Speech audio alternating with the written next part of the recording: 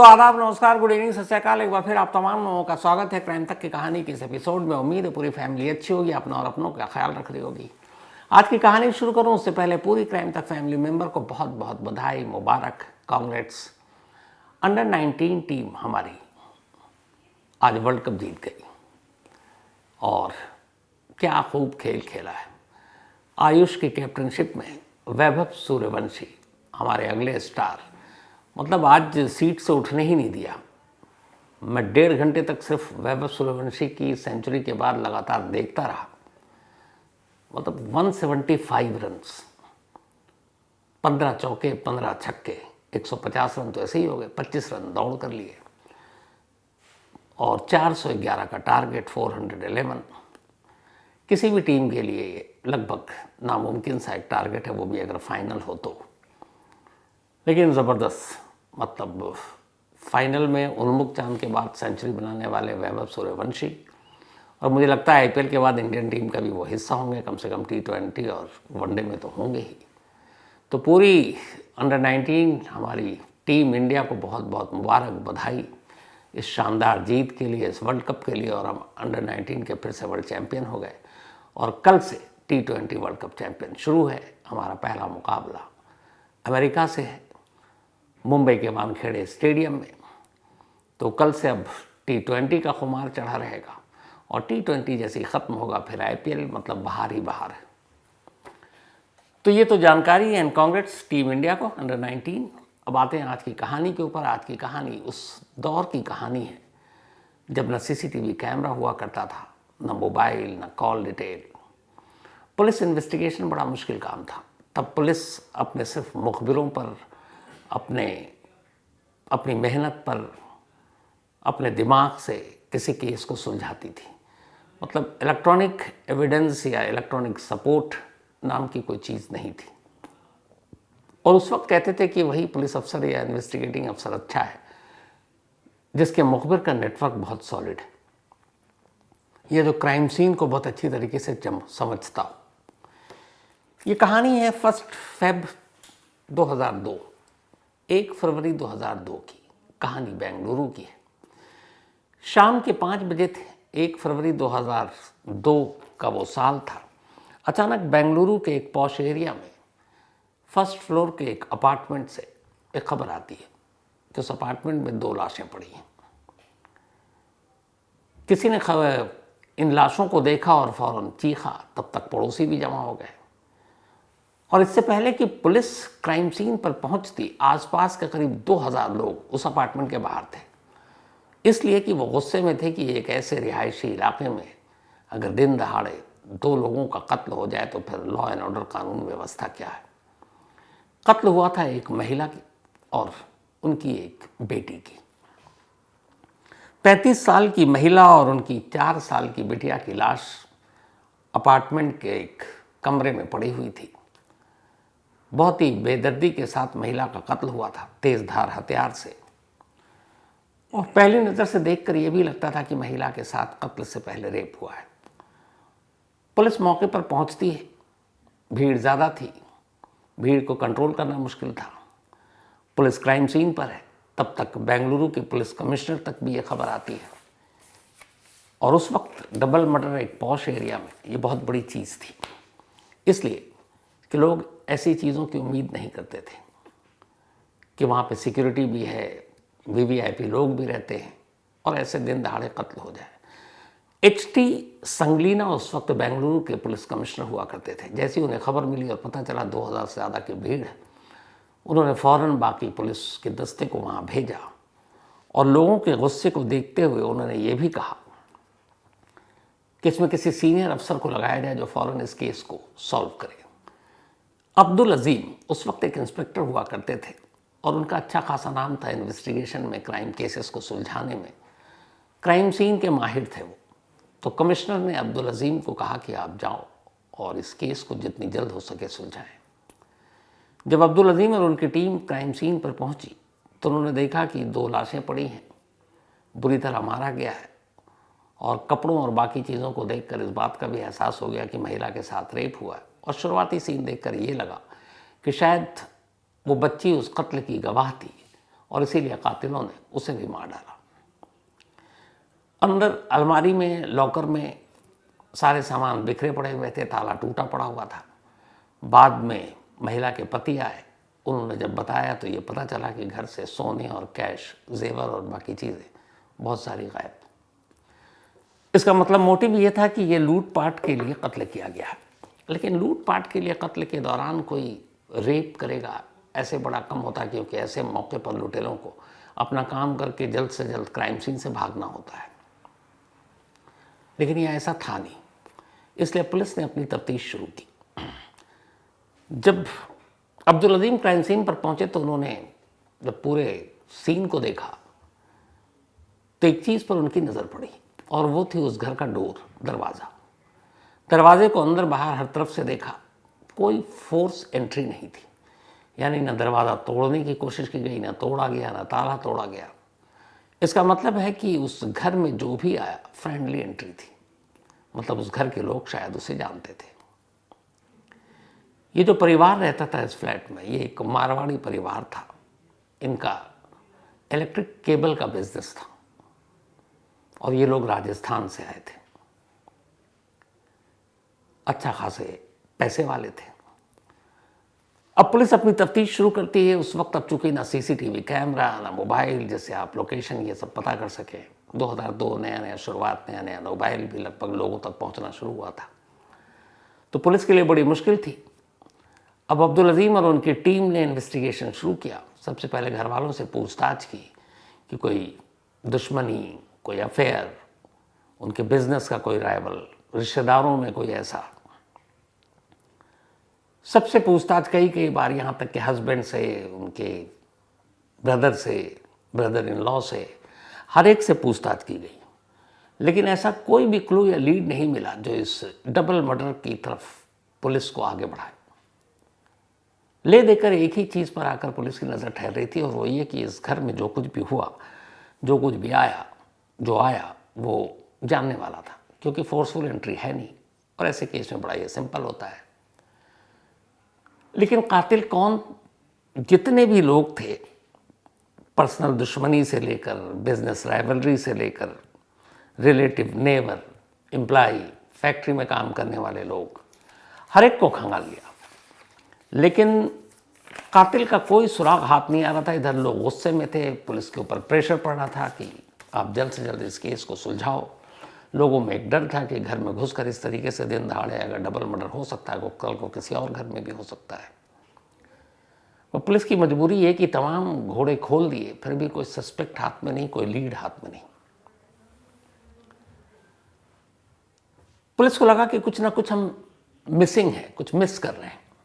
उन्होंने फैमिली वाले से पूछा कि अच्छा आपकी कोई दुश्मनी किसी से? उन्होंने कहा नहीं। राजस्थान तक, बेंगलुरु से उन्होंने तार खंगाल डाले नहीं है।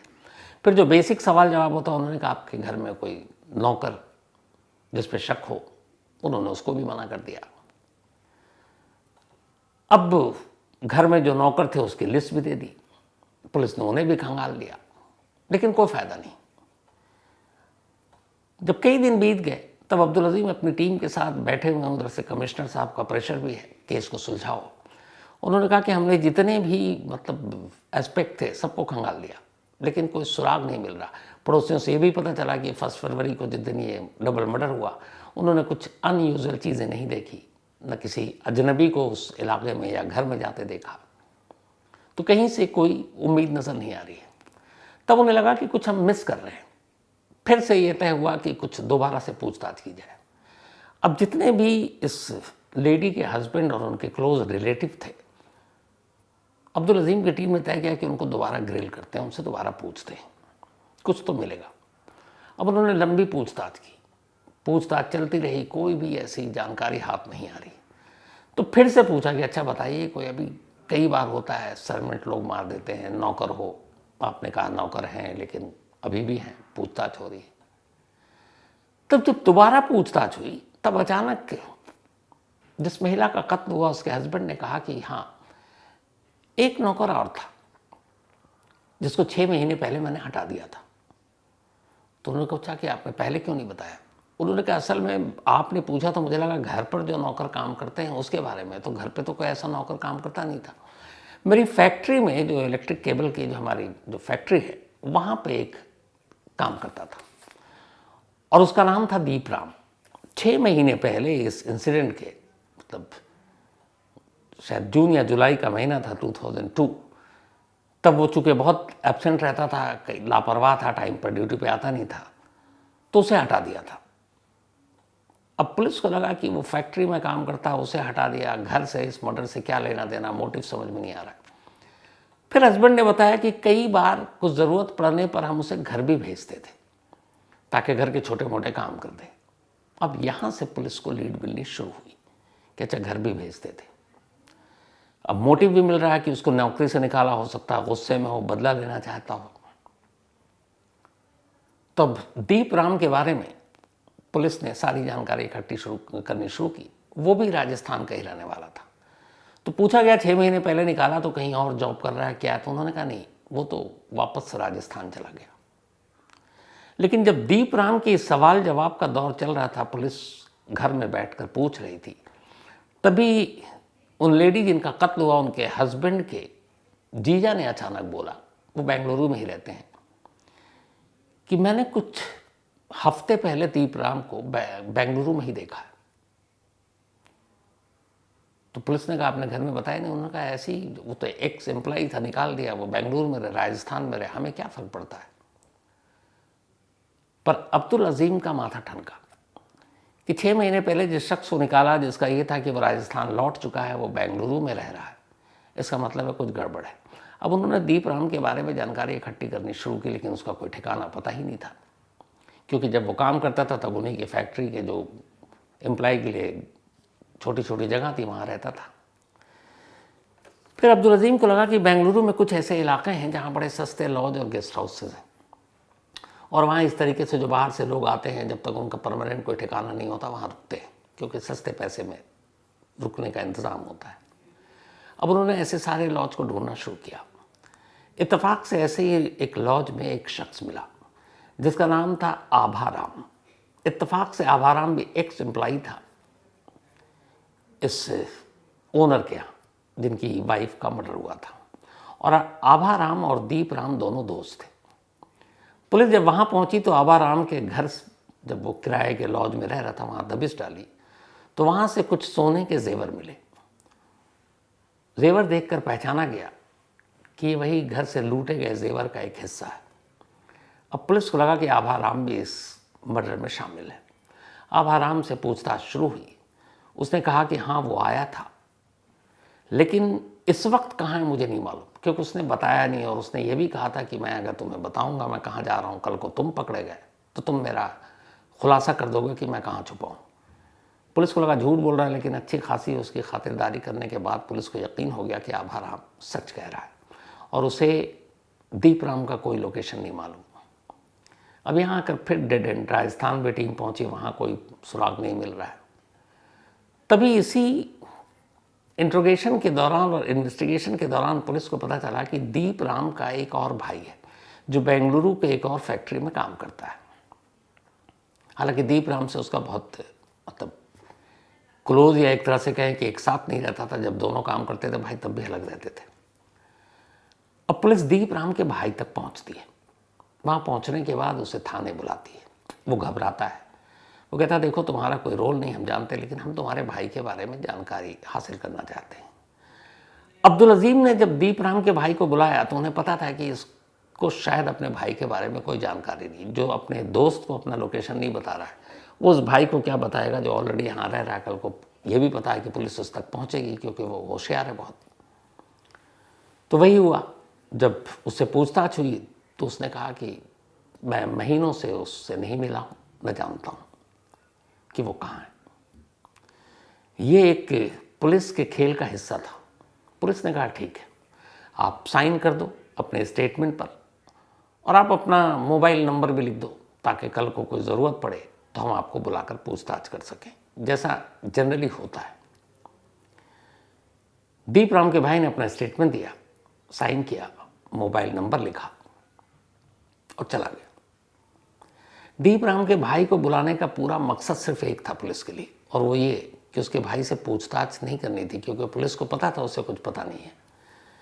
वो सिर्फ उसका मोबाइल नंबर लेना चाहती थी, और मोबाइल नंबर अगर वैसे उससे लेकर या मोबाइल जब्त कर लेते तो फिर पुलिस का खेल बिगड़ सकता था। पुलिस चाहती थी कि दीपराम के भाई से ऐसे इंट्रोगेट करें और उसका मोबाइल ऐसे ले कि उसे लगा कि ठीक है, पुलिस ने बुलाया, हमने जवाब दे दिया, अब खेल ख़त्म, मेरी कहानी ख़त्म, अब पुलिस जाने, मेरा भाई जाने। और यही पुलिस चाहती थी। अब दीपराम चला गया। दीपराम तो का भाई चला गया, लेकिन जो उसने मोबाइल नंबर दिया, अब पुलिस ने उसको लगा दिया सर्विलांस पर, इस उम्मीद में कि किसी न किसी दिन उसका भाई यानी दीपराम अपने भाई को फ़ोन करेगा, और जैसे ही फ़ोन करेगा उसका लोकेशन जो है ट्रेस हो जाएगा। अब पुलिस ने लगा तो दिया सर्विलांस पर, लेकिन फ़ोन आ ही नहीं रहा। कई दिन बीत गए। फिर एक रोज़ अचानक उसके भाई के मोबाइल पर घंटी बजी। जब घंटी बजी तो सेम, चूँकि पुलिस उसका मोबाइल सर्विलांस पे रखे हुए थी, तो हर फ़ोन जो आता था वो पुलिस को पता था कौन कहाँ से फ़ोन आ रहा, राजस्थान से आ रहा, उसके दोस्त के आ रहे हैं, मतलब ऐसे दर्जनों फ़ोन तो पुलिस ने खामखा सुन लिए। लेकिन फिर एक रोज़ एक फ़ोन आया। जब फ़ोन आया और बातचीत हुई और पुलिस ने उसका नंबर ट्रेस किया कि किस नंबर से फ़ोन आया, तो वो फ़ोन सूरत से आया था, गुजरात के। पुलिस को लगा किसी घर से आया होगा, लेकिन जब और डिटेल में खंगाला गया तो पता चला ये घर से नहीं आया, सूरत के एक एसटीडी बूथ से, पब्लिक कॉल बूथ से ये फ़ोन किया गया था। अब पुलिस के पास इतनी जानकारी कि ये पब्लिक बूथ से किया गया, और दूसरी तरफ फ़ोन पे कोई और नहीं बल्कि दीपराम था। उसने अपने भाई से सिर्फ इधर उधर की बात की, ये टटोलने के लिए कि पुलिस कहाँ तक पहुँची या कहीं उसके पास तो नहीं आई। भाई ने भी उसकी ईमानदारी से बताया, मुझे पुलिस ने बुलाया था, पूछताछ किया, स्टेटमेंट दर्ज किया, मैं साइन करके चला आया, मुझे कुछ पता नहीं है, तुम कहाँ हो। अब पुलिस के पास सूरत से ये कॉल आया उस एसटीडी बूथ के बारे में। अब गुजरात पुलिस को कांटेक्ट किया, पूछा गया कि ये बूथ कहाँ पर है। इधर फौरन बेंगलुरु की एक पुलिस टीम अब सूरत के लिए रवाना हो जाती है। फ्लाइट से पूरी टीम सूरत पहुंचती है। सूरत पहुंचने के बाद सूरत पुलिस के ज़रिए उन्हें पता चलता है कि बेंगलुरु के एक आउटस्कर्ट एरिया में वो टेलीफोन बूथ है जहां से कॉल किया गया था। अब पुलिस की टीम सादी वर्दी में उस बूथ के पास जाकर, क्योंकि उनको अंदाज़ा था कि अगर उसने यहाँ से कॉल किया तो दोबारा भी यहाँ से करेगा, और यहीं कहीं आसपास में वो रहता है। तो अब बेंगलुरु पुलिस उस बूथ के बाहर अपने लोगों को सादी वर्दी में तैनात कर देती है, और अब उनका काम यह है कि बूथ पर आने वाले हर शख्स पर नज़र रखे, कौन कहाँ कॉल कर रहा है, और जो एक तस्वीर थी उस तस्वीर के ज़रिए पहचानें कि दीपराम इस बूथ पर आता है कि नहीं। बूथ के बाहर पुलिस खड़ी रही, बहुत सारे लोग आते रहे, कॉल करते रहे, जाते रहे, बट किसी का हुलिया भी नहीं मिल रहा है, और कोई जो नंबर भी है दीपराम के भाई का, उस नंबर पर भी कॉल नहीं जा रहा है। पुलिस वाले खड़े हुए, ऐसी ही ड्यूटी होती है पुलिस की। तभी कुछ इंतज़ार के बाद एक दिन अचानक पुलिस वालों की हाथ कामयाबी लगी। उसी बूथ के बाहर पुलिस की टीम खड़ी हुई है। टेलीफोन बूथ पर जब आप फ़ोन करते हैं तो सामने डिस्प्ले पर नंबर आता है, उसी के हिसाब से बिल भी आता है। तो उस टेलीफोन बूथ पर दोपहर के वक्त एक शख्स पहुंचता है और वो फ़ोन करता है। पुलिस की टीम बाहर खड़ी हुई है। अचानक उस डिस्प्ले पर उनकी नज़र जाती है और देखते हैं कि उस पर एक एसटीडी कोड लिखा आता है 080। जैसे ही पुलिस वाले 080 कोड देखते हैं उनकी आंखें चमक उठती हैं, क्योंकि 080 कोड बेंगलुरु का था। अब पुलिस को यकीन हो जाता है कि शायद, वैसे और भी बहुत सारे लोग बेंगलुरु फ़ोन घुमा सकते हैं, लेकिन उन्हें लगा कि ये वही है दीपराम जो अपने भाई को दोबारा कॉल कर रहा है। अब मुश्किल ये थी कि वो शख्स अपना आधा चेहरा छुपाए हुआ है, अब पहचाने कैसे। जो अब्दुल अजीम थे उनके पास एक और क्लू था। उन्हें यह मालूम था कि जो दीपराम है वो एक लंबे वक्त से बिजली के तार के कारखाने में काम कर रहा है, तो उसकी जो छोटी उंगली है, कानी उंगली, उन तारों की वजह से उसके आधे उंगलियों पर कट के निशान है। बड़े बड़े। तब एक पहचान, वो चेहरा समझ में नहीं आ रहा, वो बूथ के करीब जाते हैं इस तरह से बनकर कि जैसे वो बाहर निकले तो दूसरा कोई आदमी फ़ोन करने के लिए इंतज़ार कर रहा होता है, और वो झांक रहे हैं, चेहरा साफ दिख नहीं रहा, लेकिन अचानक उनकी नज़र उसकी उंगली पर पड़ती है और वो उंगली पर कट के निशान थे। उन्हें यकीन हो गया कि यही दीपराम है। दरवाज़ा खोलते हैं, ज़ोर से चीखते हैं, भागने की कोशिश मत करना वरना गोली मार देंगे। उनके ज़ोर से चीखने के पीछे एक वजह ये थी कि जो आसपास पुलिस वाले थे वो सब भाग कर आ जाए और दबोच लें। दीपराम घबरा गया, अपना दोनों हाथ उसने ऊपर उठाया, पुलिस ने उसे पकड़ा। पकड़ने के बाद उससे पूछताछ हुई, उसने एक्सेप्ट कर लिया कि वो दीपराम है। इसके बाद उसे वापस बेंगलुरु लेकर आते हैं। जब बेंगलुरु लाते हैं तो उससे पूछताछ होती है।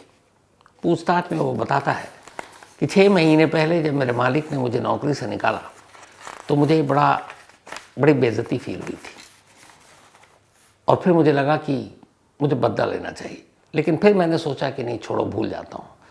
तो मैं वहाँ से निकलकर बेंगलुरु में ही रहा। अगर मैं राजस्थान लौट जाता तो शायद मेरे हाथों से ये क्राइम नहीं होता, लेकिन ये था कि राजस्थान लौट कर क्या करूँगा। बेंगलुरु में दूसरी नौकरी ढूंढनी शुरू की, लेकिन दूसरी नौकरी कहीं मिल नहीं रही थी, और मुझे लगा कि ये दूसरी नौकरी इसलिए नहीं मिल रही है कि पहले मालिक ने मेरे साथ ठीक नहीं किया। तब मैंने सोचा कि एक साथ 2 काम करता हूँ, एक तो बदला लेता हूँ और दूसरा घर में मुझे पता था, कई बार गया था कि वहाँ जेवर पैसे होते हैं, इसलिए मैं एक दिन, और रूटीन भी पता था शाम को कितने बजे मालिक के बाकी लोग घर आते हैं। तो मैं गया लूट के इरादे से, फिर मेरी नीयत ख़राब हुई, फिर मैंने रेप किया, और उसके बाद वो 4 साल की बच्ची वहीं मौजूद थी। मुझे मालूम था कि वो पहचान लेगी, क्योंकि पहले मैं घर जाया करता था, इसलिए उसे भी मार दिया। बाकी के लूट और के पैसे और जेवर पुलिस ने उससे बरामद किए। इसके बाद ये मामला कोर्ट में गया, और 22 जुलाई 2003, 18 महीने के बाद इस कत्ल के ट्रायल कोर्ट ने दीपराम को मौत की सज़ा सुनाई। दीपराम ने इस फैसले को कर्नाटक हाई कोर्ट में चैलेंज किया, और अमूमन जो हम लोग देखने को मिलता है, कर्नाटक हाई कोर्ट ने निचली अदालत की फांसी की सज़ा को उम्र कैद में तब्दील कर दिया। तो एक स्टडी कोड और एक उंगली के निशान, इन 2 चीज़ों से उस दौर में जब टेलीफोन और बाकी फॉरेंसिक और टेक्निकल सपोर्ट कम था, सिर्फ अपने दिमाग से पुलिस वालों ने इस केस को सुलझाया और असली कातिल को पकड़ा। तो ये थी आज की कहानी, लेकिन कहानी ख़त्म करूं उससे पहले वही अपना सिलसिला। आज बाबर लाल चौधरी, इनका जन्मदिन है, तो हैप्पी बर्थडे बाबर लाल जी। और ये भेजा है लीलेश चौधरी ने। साथ ही प्रियंका टायवाड़े जी, इनका भी बर्थडे है, तो हैप्पी बर्थडे प्रियंका जी। और ये भेजा है चैतन्य एंड निनाद ने। साथ ही श्रेया राज यादव का भी आज बर्थडे है, तो हैप्पी बर्थडे श्रेया। और ये सबिता एंड पिंटू यादव जी की बिटिया है। नदीम अरशद, इनका भी बर्थडे है, तो हैप्पी बर्थडे नदीम। और ये भेजा आकिब जमाल ने है। इसके अलावा आज रीता सिंह एंड अरविंद सिंह जी, इन दोनों की एनिवर्सरी है, तो आप दोनों को बहुत बहुत बधाई, रीता जी एंड अरविंद जी। और ये भेजा प्रेम ने है, प्रेम के पेरेंट्स हैं रीता जी एंड अरविंद जी। तो इसके साथ ही कहानी में आज इतना ही। अब आपसे मुलाकात होगी कल रात 9 बजे किसी नई कहानी के साथ। तब तक अपना और अपनों का ख्याल रखिएगा। Thank you very much.